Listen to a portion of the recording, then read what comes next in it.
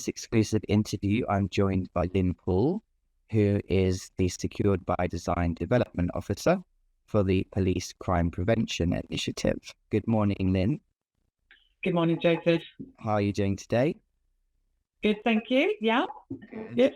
Okay, well, if it's okay with you, I'm going to jump straight into the questions so that we can learn a little bit more about the initiative and the offerings to those working in the house building industry across the nation. Could we begin by you giving us a brief summary of your profession to date and what led you to this current role with the PCPI? Yeah. Hi. Well, goes back many years, but after leaving school, I actually trained as a hairdresser. And then in 1989, I joined the Metropolitan Police Service, which is funny enough, it's the same year as Secured by Design was founded. I did 17 years in frontline policing, starting at Kensington and Chelsea, and then I moved on to Brixton and Streatham. And so there was quite a diverse kind of policing for me there. I decided to become a crime prevention officer. In about 2005, I wanted to help victims of crime. I was never really a thief maker. I always went back to the victims and looking after them to try and prevent them being repeat victims of crime. I did my training as a designing out crime officer, a doctor, and I covered the southeast of London. And I eventually became the London technical advisor to all the other docos in that part of London and the London lead for the National Designing Out Crime Group, which was always organised by Secured by Design. And around 2017, I was lucky enough to join on secondment, on the 3-year secondment to Secured by Design as a development officer. And then it was time for me to retire from the police service after 31 years of being a warranted officer. And that was back in April 20. And I was really fortunate that Secured by Design wanted me back. So I'd obviously done something right. And I sort of stepped back into my job as a development officer. So 1 minute a police officer, the next minute staff at this crime prevention initiative. So now I cover quite a large area. You could say it's London, southeast, south, and southwest. So it incorporates a large area, including Wiltshire as well. So yeah, and that's where my sort of journey to Secured by Design began. And what about the journey of the PCPI itself? How and why did that come together? Yeah, it's quite a while back now. So back in the 1960s to about 1980s, there was a huge housing boom. And there was urgent demand. And so estates were built quickly, often cheaply, with not really basic security even thought about. And it resulted in a significant rise over the years in burglary, where criminals were taking advantage of residential layouts, which failed to provide adequate lateral surveillance, and it was really high impermeability. It allowed people just to wander around freely, really, with those escape routes.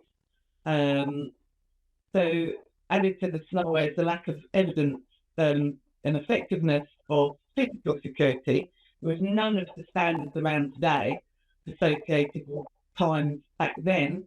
So it's no surprise that burglaries were going through the roof. So it was obvious that something needs to be done to reduce burglary and crime in general on some of these estates. I mean, you just have to look at the Broadwater Farm back in the day, and the South Symphony. You know, I mean, it's up and down the country. So basically, yeah, back in 1989, SBD was created, if you like, and it was to seek to improve the security of buildings and their surroundings, to make places safe for people to live, work, play, shop and visit. Yeah, so it just led into my next question, actually. I was going to ask, what are the initiatives, what are the services offered in response to those growing numbers of burglaries, as you mentioned? So yeah, what are the initiatives or what are the offerings from PCPI and in particular SBD? Could you tell us a little bit more about that? Yeah, we'll start with PCPI, Peace Crime Prevention Initiative. It works to deliver a wide range, groundbreaking in some cases, crime prevention and violence reduction initiatives, and then we support the wider UK police services, government as well, local government, and general public as well. It's a not-for-profit organisation. It's police-owned, self-funded through its prevention activities, including membership, which I'll chat to you in a little while. But senior police officers from England, Scotland, Wales, and Ireland, control and direct the work that PCPI carries out on behalf of the police service. The chair of the NPCC, Stephen QPM at the moment, also chairs the Police CPI board of directors. They keep us in check, basically. Part of the NPCC, the National Police Chief Council, and Prevention Coordination Committee. Police CPI works closely with them, the central government, manufacturers, companies involved in security products within the UK and outside the UK, actually, that supply the UK. People think it's just generally UK companies, manufacturers, organisations that we deal with, but a lot of them that work within the UK have their bases abroad. Lots of standard authorities, key stakeholders such as planners, architects, developers, local authorities, housing associations, and the academia, as well as, let's not forget, the members of the public, who can quite often contact directly to our website. It's got a real diverse mix of staff, like myself, with a variety of expertise, different specialist fields, criminology, to office management, goes on and on. Many of whom have honed their skills quite successfully in different ranks of the police services and haven't had a niche careers before. But we're all, like I said, we're all passionate about what we do and the desire to serve by reducing crime, nationally, and reducing criminality. So the portfolio, well, it covers sort of initiatives on the licensing environment, obviously, and then secure by design. We have an academy to help not just people in the police service, but architects, learn about basic crime prevention measures that they can put it into their builds. Now, SBD, well, as I said, we work closely with builders, developers, local authorities, the registered housing associations. We even have private landlords coming to us wanting to know more about how they can make their tenants stay safe. And it's to incorporate all of the crime prevention measures and standards into their development. Yeah. It's the foot soldiers on the ground, I suppose, say, are the designing out crime officers and the docos who offer the policing side and the free advice that from clients, basically, and it's all free because they're police officers or police staff. So it's a free service to the architects and the developers. The most effective time for these to be incorporated or the designing out crime is during initial builds, and we cannot stipulate this enough in SBD, that we are now designing out crime officers getting right at the very design stage before it's even gone into pre-app to the planning department. Because, if it's at the drawing stage and they're communicating with a designing out crime officer, it's something which they can't even see, because sometimes it's a bit like a writer goes word blind. An architect can go drawing blind and they think they've been incorporated and they've missed quite a few things out. And it doesn't cost anything at that stage. It's the cheapest way of designing out corners. Get it in at the earliest stage, as opposed to it being designed poorly and retrofitting things. There is compelling evidence for design impact significantly. There was academic research, and there's a huge fund to counter the negative impacts generated by crime, impacts which can have easily been designed out many years before. So many of the states I mentioned earlier about the Thames Mead or the Boardwalk Fund, they were built many years ago. So, and in some places they've had to be partially knocked down because there's no way they can improve on the crime prevention so they can security. So what your experience, generally speaking, with housing developers and house builders, do you think that they have recognised the fact that by incorporating these security measures during the design stage that there's a lot to be gained, or do you think there's still quite a lot of work to do in that sense to make them aware of this and to reap the benefits of, for example, secured by design? Yeah, from a developer's point of view, if they incorporate the measures, I mean, especially a lot of developers actually manage their own properties and estates. And if from the design side, you wouldn't have to retrofit alley gates or extra lighting, extra CCTV, rearranging the landscaping, clicking out some festival, putting something. All these things would have to be retrofitted if it's not designed properly. Yeah. I mean, all our design guides are on our website, and they're updated regularly. We've just got the new 2023, which developers, architects can go to a website, look at it.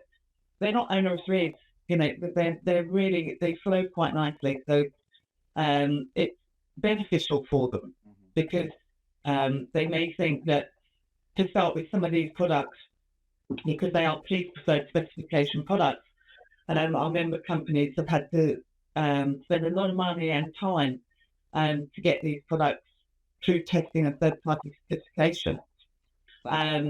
Yeah. So is that how my next question was going to be? How does your role, or how does the role of SBD take shape with the housing developer or with the house builder?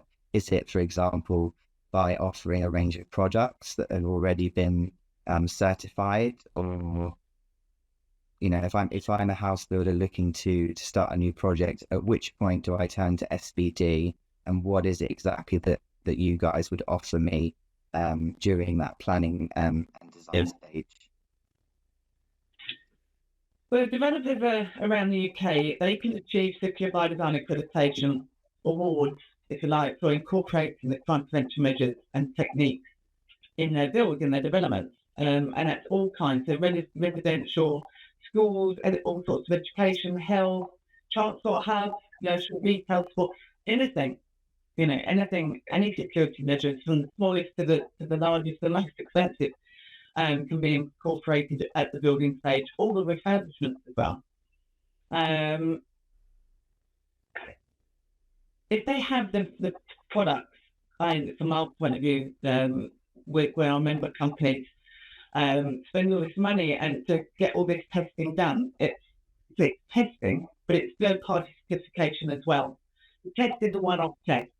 With the third-party certification, they go into the member company as the manufacturers, and they look at these products and test the products, and the components are exactly the same as when they were originally tested. So they're still at the standard of when they were originally tested. So they know that the products they're going to get, they not only do what they say on the tin, they last a lot longer. So if they're lasting a lot longer, then it can only be beneficial long term, because they're on the management side or the replacement side, because they're lasting. So we all want to be eco-friendly as well, don't we? They don't want to rip these products out because they're breaking, they're falling apart, and they're not fit for purpose. And we use that word time and time again. Things must be fit for purpose, be it a door, a window, CCTV system, access control system. They must be fit for purpose. And that's what we look at. That's what we do the due diligence for. So if they were to go to our website and they look at our member companies and they find products there, they know we've done that due diligence, so they don't have to. The award systems as well that we have, the for the residential, commercial, there are sometimes they're planning conditions, but long term, they can say they got these awards, and we like to think it's quite prestigious, but that's us. We're biased, but it's a good thing for them to have. Residential people are moving in; they like to see that their apartment or their house has achieved secure by design accreditation. As I say, it's been going into the planning stages for quite a while now, and developers are starting to get to understand this. As I mentioned, the guides, they're all on our website. They're easily accessible, and also the applications that they have to fill in, be it the architect or the developer or the contractor. They're easy to download, but we also do the self-build ones as well, and social housing. We're trying to tick the right boxes so it makes it easier for all these different areas of developers to build. So it's such a good standard. People deserve safe places. Sounds like you offer an extremely wide variety of services, and as you mentioned before, to a very wide portfolio as well. Your audience, you're not just covering new build developers, you're actually your services are very relevant and useful to many industries. What about them becoming a member? For those who are watching who aren't already members, how do they do so? Oh, well, this is my bread and butter stuff. Yeah, I mean, if any company thinks they've got a product or believes they've got a product, then everybody I deal with are passionate about their product. Be it from doors and windows to access control to an app that help make people feel safe, but not there's so many things. We just say get in contact with a secure by design development officer. There's 6 of me. It's on our website under the contact page. Find the development officer. Then just ask the question. Interested in becoming a member, and could we do it? Are our products, the right sort of thing? And the main thing is, if it's got a crime prevention aim to it, if it reduces crime, it makes people feel safe, it's a security thing, it's 99.9% sure it'll be a yes. And the police preferred specification scheme's been going for 25 odd years. It's now becoming, quite a national known, but the logos are secure by design, but the police preferred specification is a specific thing for the product or service. Some of them are services. The products that have met the police preferred, PPS, provide reassurance to specifiers, purchasers, members of the public alike. And I've mentioned already about the testing and third party population. We do all that diligence to make sure that product from that member has that information at hand. They give it to us, we look through it, make sure it's correct. To be sold secure as well, it doesn't have to be a UCAS certification body. Sold secure, factual for vehicles, anything really. But the focus for us and the critical factors about this is that it combines and delivers the product performance, so the design, the use, the control, and the ability to deter and prevent crime. As I mentioned before, it's got to be fit for purpose. And as I mentioned again, as before, the better quality means that these products last longer, which for anybody, be it a bicycle chain for a member of the public, to a door, for a developer, lasts longer, more cost effective, and it's a greater sustainability around the crime prevention side if it lasts longer. There's no point in having a product that you put in and a year later, because of say a window, it's not closing properly because the component faulty, because it's not then a secure product. So this is why we go through these things. We have got now 7,000 odd products on our website, hundreds of members. They're all different kinds of different technology as well.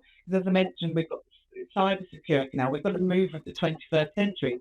Doors are now coming with, biometrics and apps, Bluetooth apps. People just walk up to their front door and it opens. So we have to make sure that it's not just the security of that door, the physical security, but then the cyber side. Also, it's safe and secure, because we all live by our phones now, don't we? So we don't want that security to be compromised as well. I think particularly interesting to note that because a lot of people might think that's the police crime prevention initiative. Maybe that just means, safety and security, but actually you're going one step further and you are looking at sustainability and also durability. Just to finish, perhaps with a fun fact, during your time there, all of the products that have received the SBD accreditation, what would you say are one or two of the most unique sort of standout products? So I imagine a lot of them are similar, so it'd be a lot of doors and windows. What are some of the less common products that people have come to you for? Oh, crumbs. Because of the flood, you put me on the spot now. Obviously, I love all my members and all those products, so it's really hard to pick out any in particular. But we've got global companies, conglomerates, if you like, and then we've got companies which is just a one-man band or their pound, if you like, that are just working so hard because they're so passionate about their product, and it could be a fire retardant for mailboxes. It could be,